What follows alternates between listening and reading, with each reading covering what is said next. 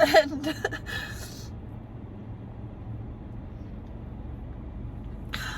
it's just another video of me crying in the car, listening to worship music, because that's just when it seems to always hit me. Honestly, I haven't cried about it in a long time, so this is like surprising myself. I just left a meeting at church, so I'm headed home, and we had a prayer meeting, so I got to meet with our wonderful prayer team, and of course, just the topic of prayer, asking for prayer, talking about people's needs, and just constantly being in prayer over people and prayer over yourself, and just like really valuing prayer. And of course my mind instantly goes to what I'm praying for, what we've been praying for. Like, I've always wanted to be a mom, I've always wanted to have my own children, and so it's always been like a subconscious prayer of mine, but of course now it's even more prevalent and desperate because I'm actually in a season of life where I feel like everything else has lined up and we are ready. I feel as ready as I could be to be a mom, financially, emotionally, mentally, spiritually. Like, I'm like, God, what else do we need to bring a baby into this? And I guess God is still working on us, on our foundation, and wants to continue strengthening it. And I don't know. I don't know what God's up to. I still don't know, even after all this time. And so of course, like during this whole prayer meeting, like in the back of my head, I'm thinking of Alex and I, and just what we've been praying for, what we're going through, but also trying to be in tune to other people's needs and still be present in the meeting.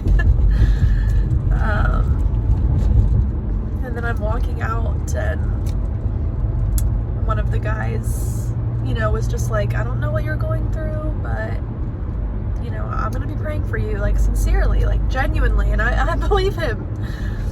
I honestly believe anyone that says that to me, because like I don't take that lightly, and God has definitely shown me that over these past couple years. Like, when you say you're praying for someone, like, do it, because prayer is powerful, and prayer works, and prayer is sacred, and prayer is like, it's a big deal, it's important. And I just know how much it means to me when someone tells me that they're praying for me. I've just developed this sensitive perspective towards prayer. Like, I don't know, I guess several years ago, before we started this journey, like, yes, prayer was still important to me, and I thought I understood prayer, and I know it's powerful, I know it works, I know it's important, I know it should be a part of our daily Christian life. But I don't know, going through this and just like really like seeing the power of prayer and just the power of people coming together and taking time out of their busy day to just like pause and like put their own needs aside and pray for someone else, pray for Alex and I, like, it just means a lot. It just holds more weight to me now, and I get it. And I've developed this beautiful new perspective of prayer, and so it causes me to take it more seriously, like when I'm praying for others and when I tell people I'm going to pray for them. I just know God's heart hurts for me when I'm hurting, when his kids are hurting, and I know just his character. Out of love, I'm sure he just wants to bless me beyond belief and pour out, all the answers to my prayers and give me what I want, but he loves me too much to just give me an instant blessing like that. Like, he cares more about who I am and who I'm becoming, and he cares more about my marriage and Alex and who he's becoming and the parents we will hopefully be one day.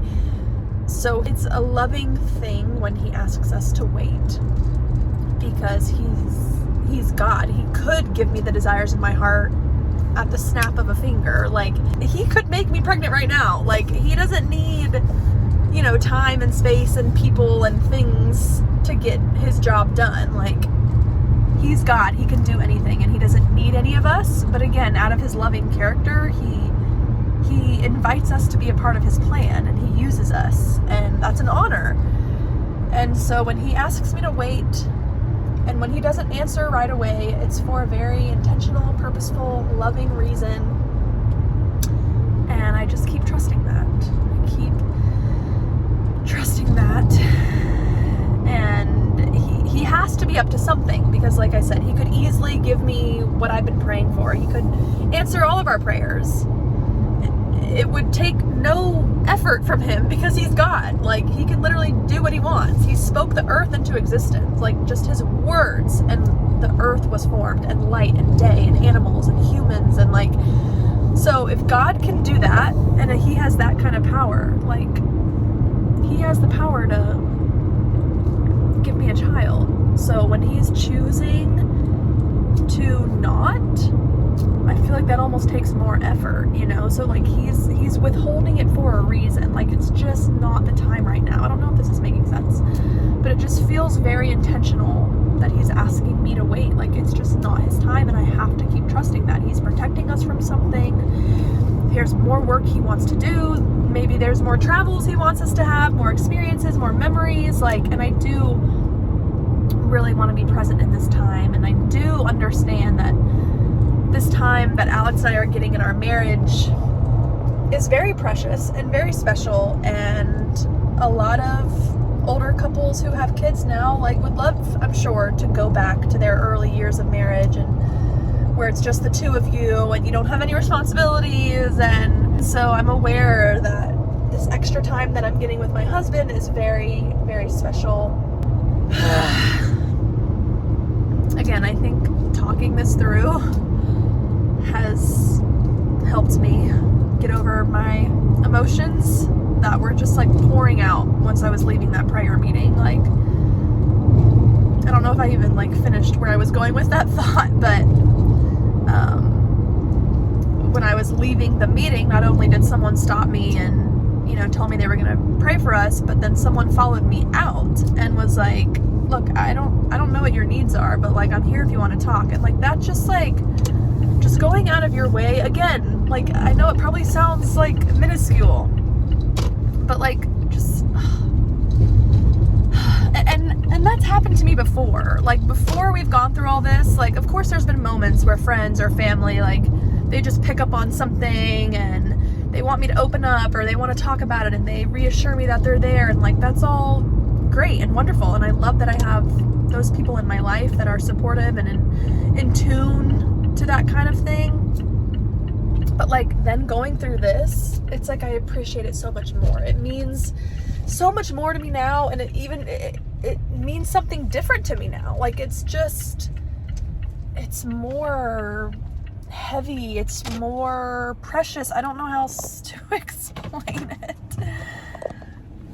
but I'm just like, wow, when someone takes the time to like stop me and ask if I'm okay, or like express concern for what I'm going through, even if they don't know what I'm going through, and they just like are genuinely curious, and then I have the opportunity to open up and share this burden with someone and share what God's doing in my life, like, it never gets old, and it's always greatly appreciated. And so that's what happened tonight. Long story short,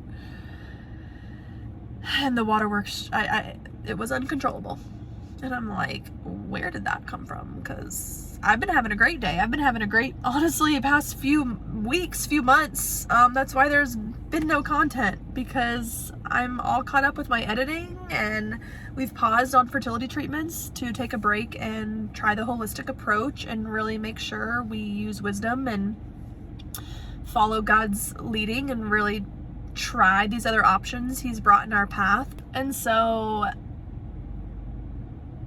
I mean, like, I've just been trying to be present in life, trying to change my prayer life to just pray over others. Like, my desire for a child hasn't changed, like, and that's not going to change. Like, I still want it as badly as I did the first day we started trying. God knows my heart. God knows what I want. God knows my desires. Like, good, let me just leave them in his hands, like, fully, not even really think about it or pray about it. Like, resist the temptation to like let it be consuming and pray about it and dream about it and always talk about it. Like, just allow myself to live, and like just allowing myself that grace, but also allowing myself to take a break from fertility clinics, from treatments, from praying about it constantly, from like editing all my content and posting all these videos. Like, it's really, really been nice. And I would encourage anyone out there who's going through something similar, or we're all experiencing a form of waiting. We can all at least relate to that. So whatever it is you're praying for, like, just take a break. Like, that's not going to change your prayer request. That doesn't mean God is all of a sudden going to forget what you've been praying for years. Like, he knows. So like, try fully trusting him with that. Like, just let him handle it. Let him take care of it, because he's going to do it anyways. Use the energy you've spent on this one thing, this thing you're waiting for, these things you're praying for, and switch it up. So I'm trying to just pray more for others, because I know how much it means to me, and I know how powerful it is. And so I could have definitely just cried all the way home, but I was like, oh, I just had this urge, pick up your camera. It's been months since I've picked up my camera. I don't need to put this pressure on myself to now continue releasing videos, because I've gotten in this groove of like releasing 2 a week, all those little things that literally don't mean anything, but just like allowing myself to just live my life and enjoy this crazy, confusing, still very hard and painful season. So it's been nice, but I did want to still capture at least this moment, because those emotions hit me out of left field. And so I thought recording this would help me process it and just make me feel better. Because I've missed posting videos, but I'm taking it as a win, okay? That God hasn't given me anything crazy to post about. And that's a good thing. It's a good thing to just live in the mundane, embrace normal life again, and like just feel like you're not having this really, really deep, heavy struggle going on. But the thing is, everyone has a struggle, like, and I think that's where some of my emotions from earlier were coming from, is that like, why would God answer my prayer over everyone else that also have all these needs and prayers too? Like, first of all, there are so many women that I've talked to in just the past couple days, okay, let alone the past 2.5 years, that are in the same boat, that are wanting a child just as badly as me, like, that have it way worse than I do, that have been waiting and praying way longer than I have. Like, there's so many women who are going through this, and I'm like, Lord, you have so many people just literally looking up at you, just waiting. Not to mention all the people in my life that are praying for me. Like, I have people all over the state of Florida apparently praying, which is amazing. And just like, that makes me feel so loved, not just by my community, but like by God, that he would place all these people all over to pray for me. It's so special, and it really does feel like a big warm hug from God. Like, another reminder that he sees me, and he knows my name, and he knows exactly what I'm going through, and he knows exactly what I need and when I need it. And the timing is just not now for a baby, but the time for community and prayer and fellowship and investing in people and traveling. That's what this time is about, I guess, because that's what I've been experiencing. And so I'm just like, all eyes are on God. Like, so many people are just waiting on God to move, and I'm like, we're setting the stage, Lord, like, do your thing. Like, can you imagine the big, great testimony that's going to come through all of this? Like, not only are you going to answer my prayer, but you're going to answer the prayer of all these people who are also praying for me to have a baby. Like, so do it now. Like, what more are you waiting for?